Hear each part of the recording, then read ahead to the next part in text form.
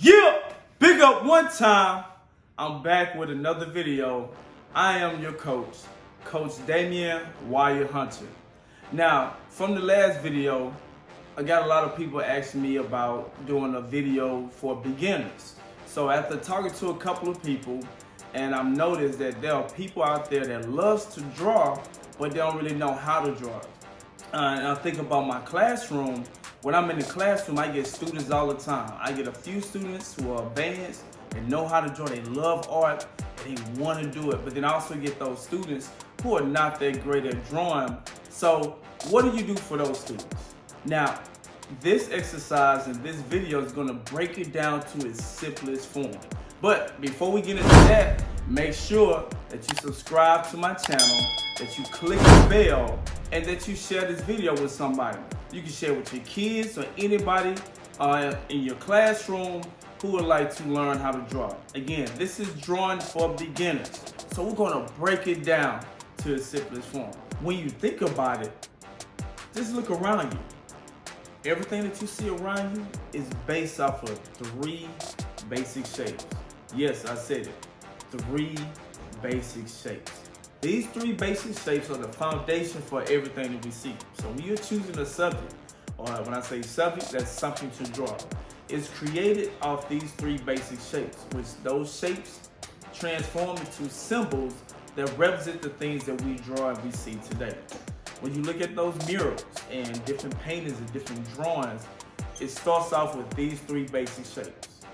What are these 3 basic shapes you're probably thinking of, you may ask? They are circle,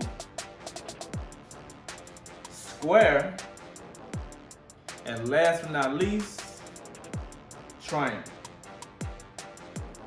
These basic shapes, again, are the foundation to everything that you see. They're also called geometric shapes, and which are shapes that are created by mathematical formula. You see this in math. Now, these shapes can transform into 3-dimensional form shapes by the way you shade and by the use of angles. And in this video, you're going to see all that. So you'll be getting notes, and at any time, you can stop the video, either write down the notes or look at the notes that will be given to you. You'll also be given graphs and sheets to go over to look at as well of what we're discussing and what we're talking about. Not only will you get all that, you will also get a drawing presentation. I will draw, and you can either draw with me or you can watch the video and try it later. You can either do what I'm doing or you can switch it up and make it your own. Again, remember, this drawing for beginners, but I also have something for those that are a little bit more advanced than my beginner drawers. So at the end, there's bonus footage for you guys to take those geometric shapes and turn them to something really cool and unique. So I hope you have fun. Remember to share this video, subscribe, and click that bell. Thank you, and have fun creating. Yeah! All right, let's get into it. There are a few things you must know before you start drawing. Number 1, everything you see, there are basic shapes like triangle, circle, and or square. So keep that in mind as you look around at the different items. Number 2, drawing is a process and it takes time. So remember that. Then number 3, there are no bad art. Remember, it's a process. Last but not least, number 4, have fun creating.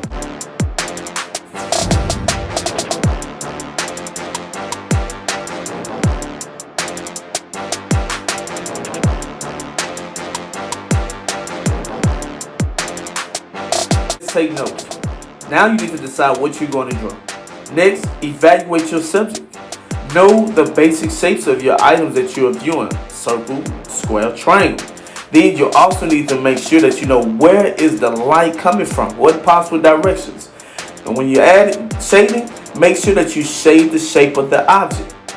Next, it is very important to know the different shading techniques and utilizing the value scale.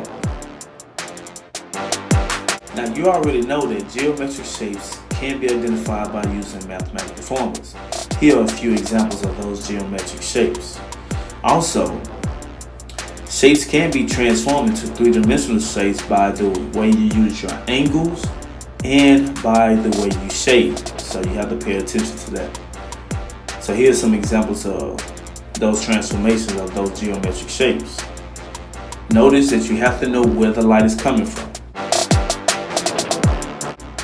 Now, when you're shading, you have to shade, especially if it's a circle or a round-like shape, you have to shade the shape of that object. So, depending on where the light is coming from, remember, your shading has to be curved.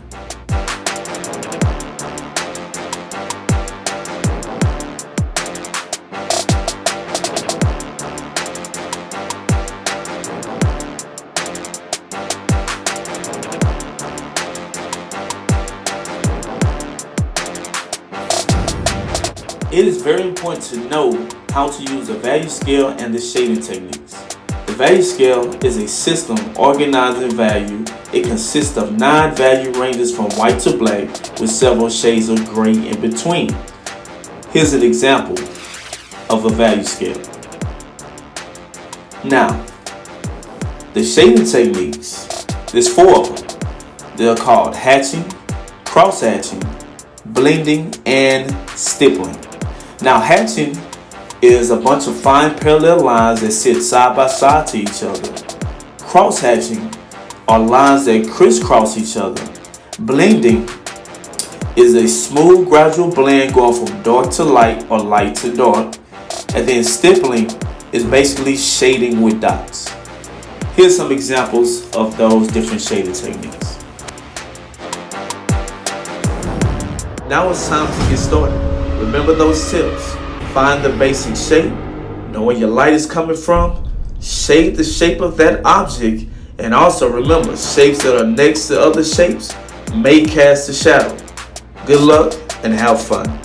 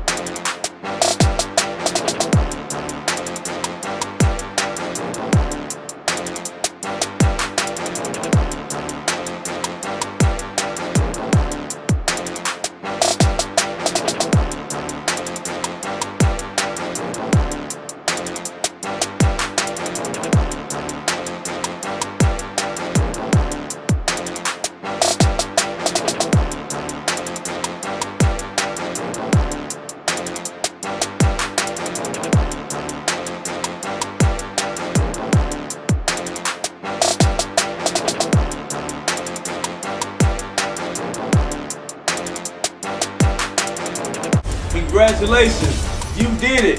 Victorious. That's what I'm talking about. Now it's time for you to get up and do a dance. Or maybe not. Now here is something to challenge those who may feel a little bit more advanced. Now, you're going to do an abstract 3-dimensional shapes. Have fun.